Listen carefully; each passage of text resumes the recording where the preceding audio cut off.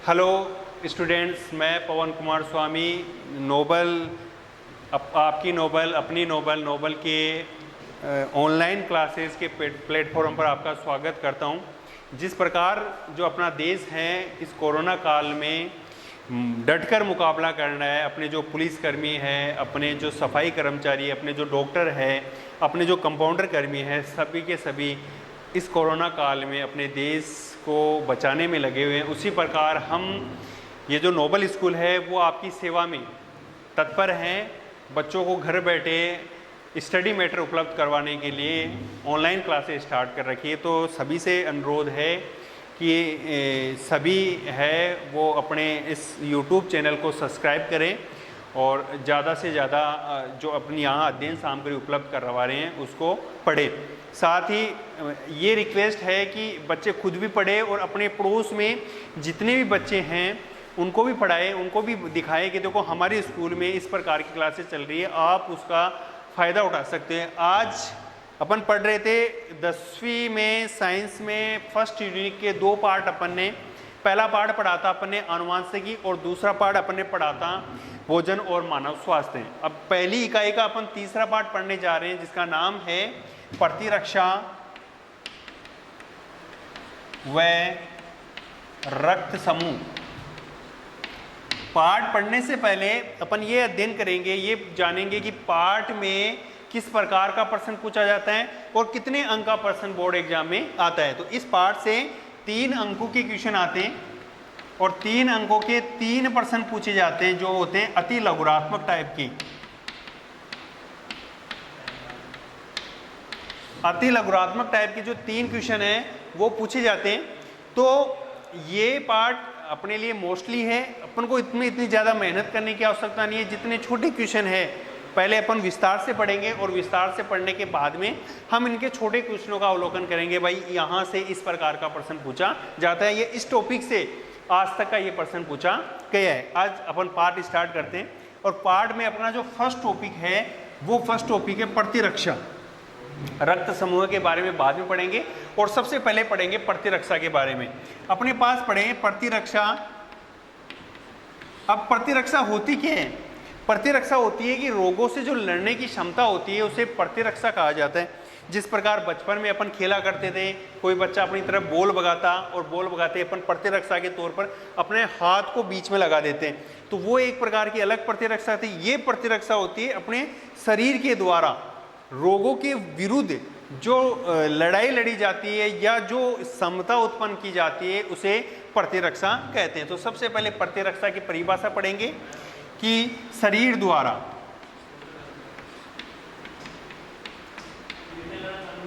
रोगों से लड़ने की क्षमता को प्रतिरोधक क्षमता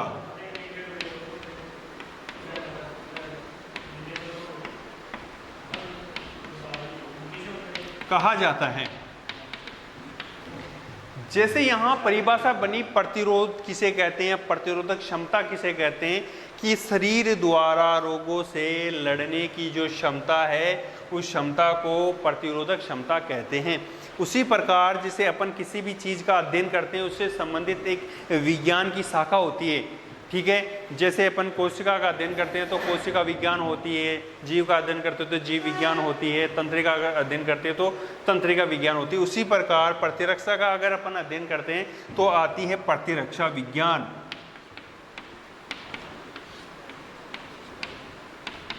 अब प्रतिरक्षा विज्ञान किसे कहते हैं?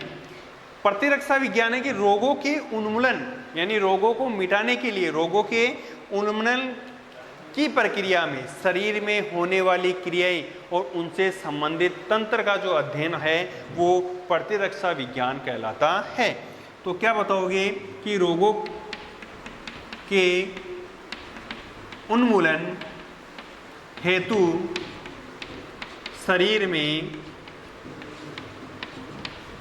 होने वाली क्रियाएं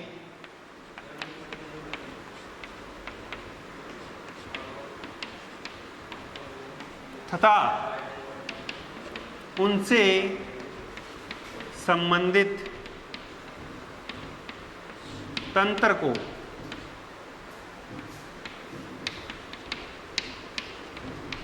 प्रतिरक्षा विज्ञान कहते हैं।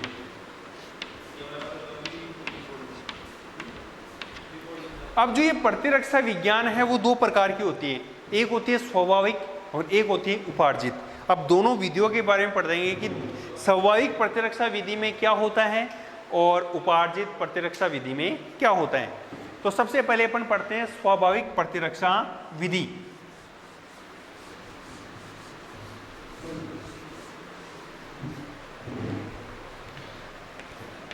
स्वाभाविक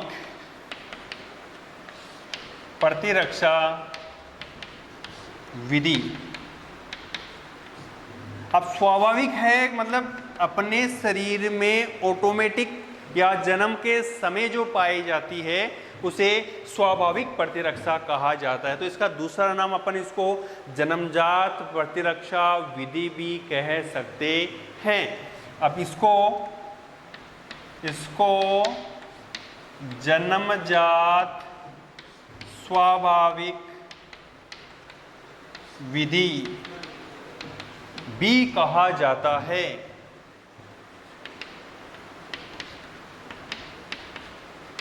दूसरा जो प्रतिरक्षा विधि है इसे सामान्य या प्राकृतिक प्रतिरक्षा यानी अपने शरीर में जन्म के समय ही बन जाती है, इस कारण इसे प्रतिरक्षा या प्राकृतिक प्रतिरक्षा विधि भी कहा जाता है। तो दूसरा अपन क्या बोलेंगे, इसे सामान्य या प्राकृतिक प्रतिरक्षा भी कहते हैं। अब सामान्य नाम क्यों पड़ा भाई, इसको सामान्य प्रतिरक्षा क्यों कहते हैं? सामान्य नाम इसलिए पड़ा क्योंकि ये जो प्रतिरक्षा है ये किसी विशेष रोगाणु के लिए नहीं होती, यानी कोई विशेष रोगाणु होता है या प्रतिजन से अपनी सुरक्षा नहीं करती, जबकि जितने भी प्रतिजन जितने भी रोगाणु अपने शरीर में प्रवेश करते हैं उन सबके पर क्या होती है, समान रूप से कार्य करती है। सब पर जो अटैक करना है उससे लड़ने की जो क्षमता होती है सबकी क्या होती है, सेम होती है। तो क्या बोलेंगे कि इसे सामान्य प्रतिरक्षा इसलिए कहा जाता है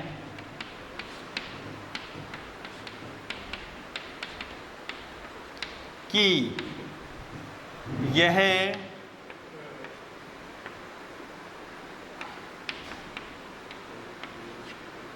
यह प्रतिरक्षा हमारे शरीर में किसी विशेष रोगाणु या आप लिख सकते हो प्रतिजन से विशेष रक्षा प्रदान नहीं करती है, विशेष रक्षा प्रदान नहीं करती है, अपितु सभी प्रतिजनों के विरुद्ध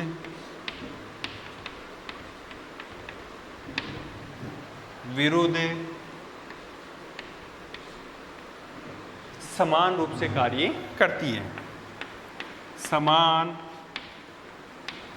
रूप से कार्य करती है। अब इसमें इसके कुछ सामान्य या सहायक कारक होते हैं जो इसकी प्रतिरक्षा में सहायता करते हैं। तो इसके प्रमुख कारक देखते हैं, प्रमुख सहायक कारक। पहला है भौतिक अवरोधक।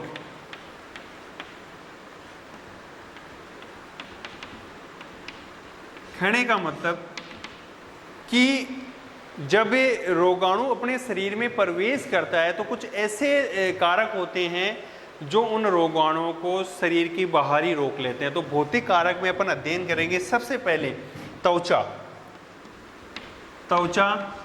प्लस शरीर के विभिन्न भागों पर पाए जाने वाले पक्षमाभ। पक्षमाभ का मतलब वो आप बोल सकते हो बाल होते हैं, वो रोगाणु अथवा प्रतिजन को अपने शरीर के बाहर ही रोक लेते हैं। दूसरा है कारण है वो है रासायनिक अवरोधक।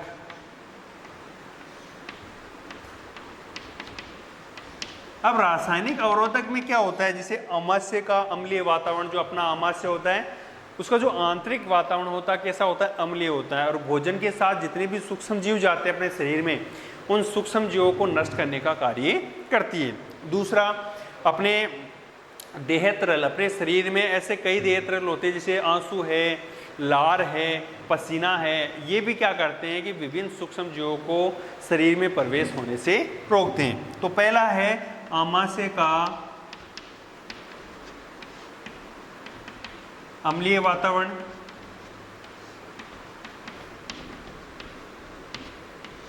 दूसरा, विभिन्न प्रकार के देह तरल पदार्थ।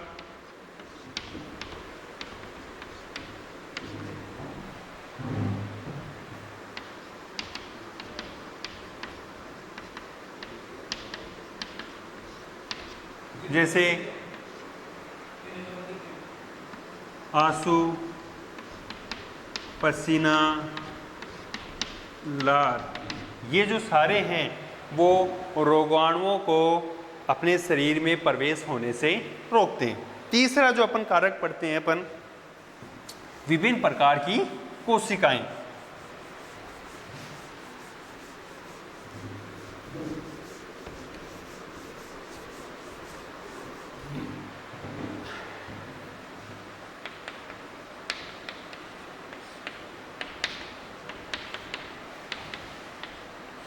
अब कोशिकाएं क्या होती है कि बहुत सारी ऐसी कोशिकाएं होती हैं अपने शरीर में जो रोगाणुओं को शरीर में प्रवेश होने पर उनका भक्षण कर देती हैं। जैसे अपने पास कुछ कोशिकाओं के बारे में पढ़ते हैं अपन, न्यूट्रोफिल्स,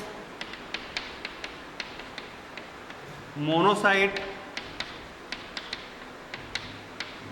व प्राकृतिक मारक कोशिकाएं।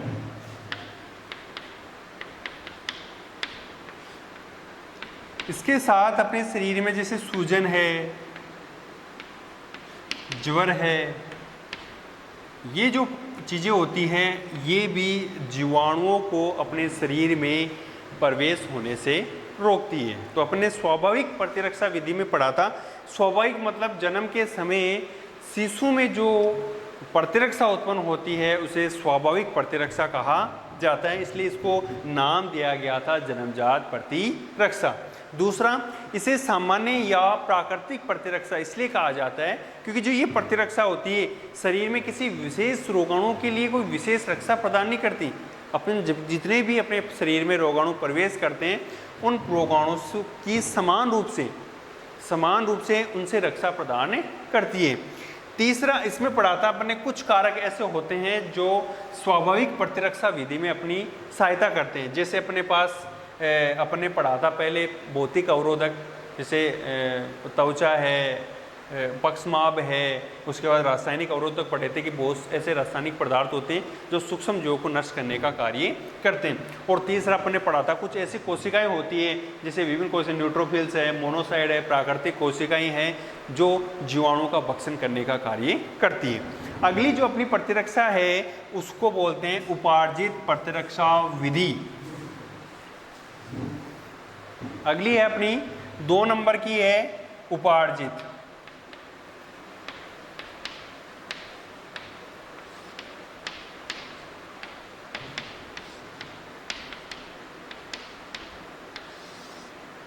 अब इस प्रतिरक्षा को अनुकूली प्रतिरक्षा कहते हैं। और ये जो प्रतिरक्षा होती है वो शरीर के बाहर से प्रवेश करवाई जाती है, यानी शरीर में नहीं होती, या तो शरीर के बाहर से या तो शरीर में किसी अंग के द्वारा या शरीर के बाहर से प्रवेश कराई जाती है। इस प्रतिरक्षा में क्या होता है, इस प्रतिरक्षा में एक विशेष प्रकार का पोषक पदार्थ होता है, वो किसी बाह्य रोगाणु अथवा प्रतिजन के विरुद्ध बाह्य प्रघात करता है, उस पर एक चोट करता है और चोट के फलस्वरूप प्रतिजन है उससे प्रतिरक्षियों का निर्माण होता है और प्रतिरक्षियों और प्रतिजन के बीच में अनुक्रिया होती है और अनुक्रिया के फलस्वरूप जो प्रतिरक्षी है उस प्रतिजन को नष्ट कर देते हैं। तो इसमें पढ़ते हैं कि इसे अनुकूली प्रतिरक्षा भी कहते हैं।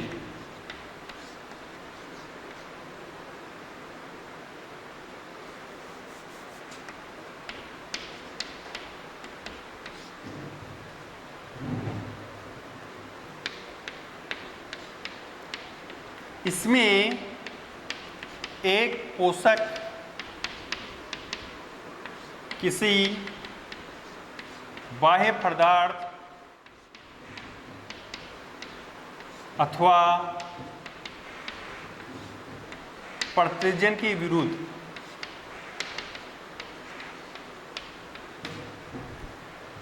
विशिष्ट प्रघात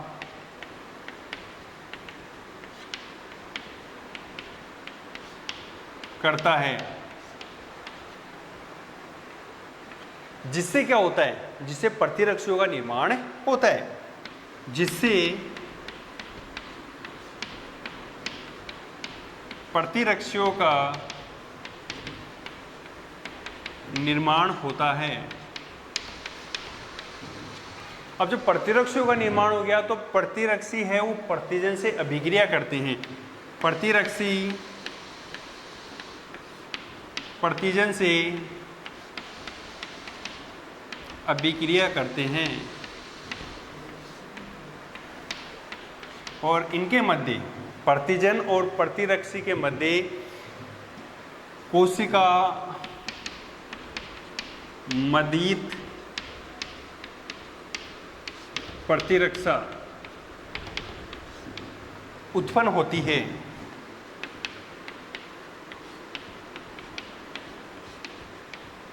और प्रतिजन का उन्मूलन होता है।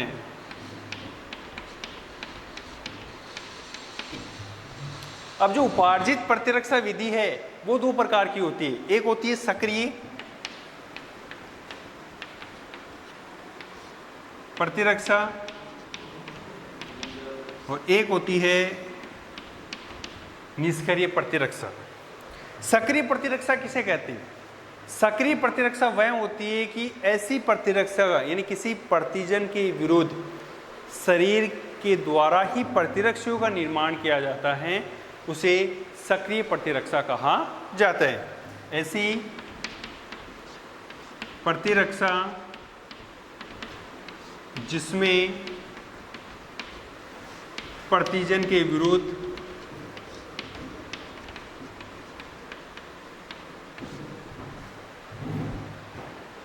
शरीर के द्वारा, शरीर के या स्वयं शरीर के द्वारा, स्वयं शरीर के द्वारा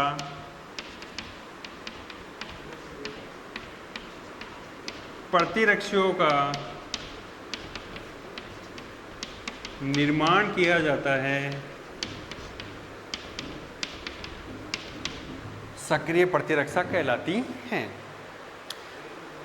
ये जो प्रतिरक्षा होती है वो एक विशेष प्रतिजन के विरुद्ध होती है, यानी जो ये प्रतिरक्षा कार्य करती है अपने शरीर के द्वारा, जो प्रतिरक्षियों का निर्माण होता है वो किसी विशेष प्रतिजन के लिए होता है, सभी प्रतिजनों के लिए नहीं होता है। जो अगला है अपना वो है निष्क्रिय प्रतिरक्षा।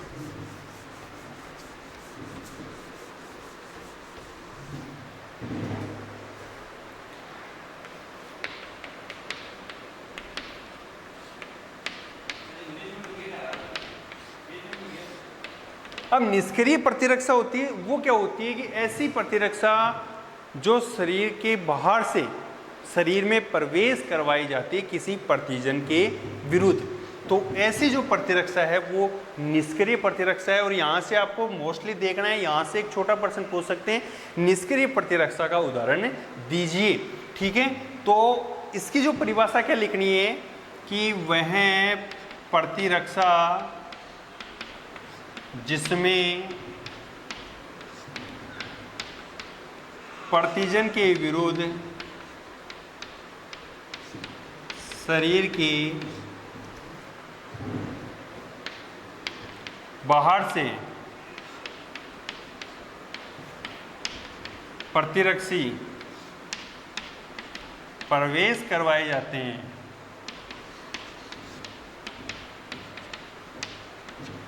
कौन सी प्रतिरक्षा कहलाती है? निष्क्रिय प्रतिरक्षा कहलाती है। उदाहरण के तौर पर बचपन में अपने डिप्थीरिया या टिटनेस के टीके लगाए जाते हैं। वो किस लिए लगाए जाते हैं कि अगर आगे भविष्य में अगर किसी भी प्रकार का टिटनेस या डिप्थीरिया से संबंधित रोगाणु अपने शरीर में प्रवेश करता है तो ये जो अपने शरीर में पहले से मौजूद जो प्रतिरक्षा है वो उस रोगाणु को नष्ट करने का कार्य करती है। तो उदाहरण के लिए डिप्थीरिया व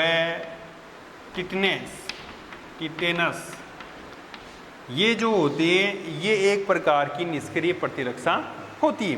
प्रश्न पूछ सकता है आपको इस प्रकार कि डिप्थीरिया और टिटनेस है वो किस प्रकार की प्रतिरक्षा विधि है, तो आपको बताना है वो एक प्रकार की उपार्जित प्रतिरक्षा विधि है। या आपको पूछ ले कैसी प्रतिरक्षा है, तो निष्क्रिय प्रतिरक्षा कहलाती है। दूसरा ये पूछ सकते हैं निष्क्रिय प्रतिरक्षा किसे कहते हैं और उदाहरण द्वारा समझाइए। तो आपको बताना है कि वह प्रतिरक्षा जिसमें प्रतिजन के विरुद्ध शरीर के बाहर से प्रतिरक्षियों को प्रवेश करवाया जाता है, निष्क्रिय प्रतिरक्षा कहलाती है। बाकी का जो अपना आगे का टॉपिक है वो अपन अगली कक्षा में अध्ययन करेंगे।